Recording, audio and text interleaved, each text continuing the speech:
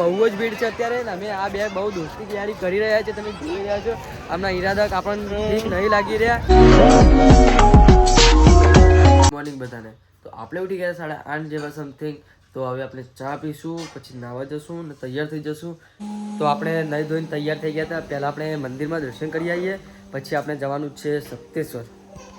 તો ગાઈસ અમે 3 જણામાં નીકળી ગયા છે સપ્તેશ્વર માટે. જે મેં તમને કીધું હતું સવારે કે મહાદેવનું મંદિર છે ત્યાં.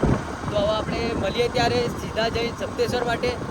તો અમે 3 જણા સપ્તેશ્વર આવી ગયા હતા ગાઈસ. હવે અત્યારે આપણે લાઈન બહુ લાંબી છે અહીંયા, તમે લાઈન જોઈ શકો છો નીચે સુધી છે. તો આપણે ત્યાં મંદિરમાં જઈને સીધા હવે મળીએ. તો સીધા મંદિરમાં મળીએ. તો આપણે મંદિરમાં એટલી આવી ગયા હતા. તમે આ મંદિર જોઈ શકો છો અને એમને ડ્યુટી કરી રહ્યા છે. હા એ મંદિર છે. લાઈનમાં લાગવું પડે, અહીંયા બહુ લાંબી લાઈન છે. લોકો બહુ જ ભીડ છે અત્યારે. અમે આ બે બહુ દોસ્તી તૈયારી કરી રહ્યા છે. તમે જોઈ રહ્યા છો આમના ઈરાદા આપણને ઠીક નહીં લાગી રહ્યા. તો હવે આપણે દર્શન કરીને હવે નીકળીએ. આપણે જમીન તો નાસ્તો કરીને નીકળીએ ભાઈ ઘર માટે. તો આપણે આ લીમકા કરીને લઈ લીધી છે. આ બંનેને વ્રત હતું એટલે આને એક આઈસ્ક્રીમ લીધી ને આને ખાલી પાણીની બોટલ લીધેલી છે. તો આને બહુ ખતરનાક વ્રત કર્યો છે. તમે જોઈ રહ્યા છો જેમાં ખાલી પાણી જ પીવાનું હશે. આ ભાઈ ખાલી વ્રત તો કહેવાનું જ છે, ખા કરે છે સવારનું. આપણે કંઈ જ વ્રત નથી, કંઈ જ નથી. એટલે આપણે લીમકા લઈ લીધી હતી કેમ કે બહુ ગરમી હતી. છતાં તમે આખો પુલ જોઈ શકો છો.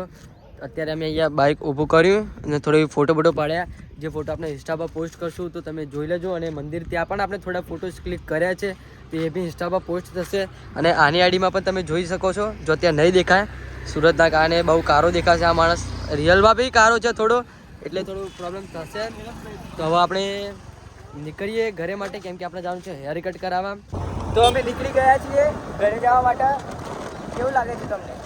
એકદમ મસ્ત ગાઈસ. હવે આપણે હેર કટ કરાવવા જતું રહેવાનું છે. અત્યારે આપણે હેર કટ કરાવી દીધા છે. હવે આપણે આ બાઇક લઈને આપણે ત્રણે નીકળીએ. તો મળીએ આપણે ઘરે જઈને સીધા. તો અત્યારે આપણે હેર કટ કરાવીને આવી ગયા છીએ ગાઈસ. તો અત્યારે હવે ખાવાનું બાકી છે આપણે, તો પહેલાં ખાઈ લઈએ. અહીંયા લગભગ ખાઈ પણ લીધું છે એવું લાગી રહ્યું છે. આપણે બાઇક આપણા ઘરે મૂકી દીધું. આ ભાઈના ઘરે આજે ખાવાનું છે. તો અત્યારે આપણે દાળ બાટી ખાવા બેસી ગયા હતા બંને જણા. અને અહીંયા જેઠાલાલ કંઈક સમથિંગ ચાલુ કર્યું છે અમને. તો ચા પીવાનો ટાઈમ થઈ ગયો હતો ને રવિભાઈને ચા મૂકી દીધી છે. તમે આ થોડું ઇગ્નોર કરજો કે આ ભાઈને એવું છો થોડું સીન કર્યું છે. અત્યારે ચા બનાવી રહ્યા છે, આપણે ચા પીને મળીએ.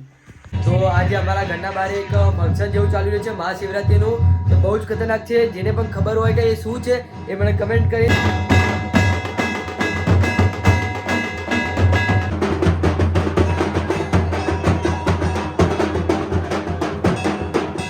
અત્યારે ઘરે આવી ગયા હતા.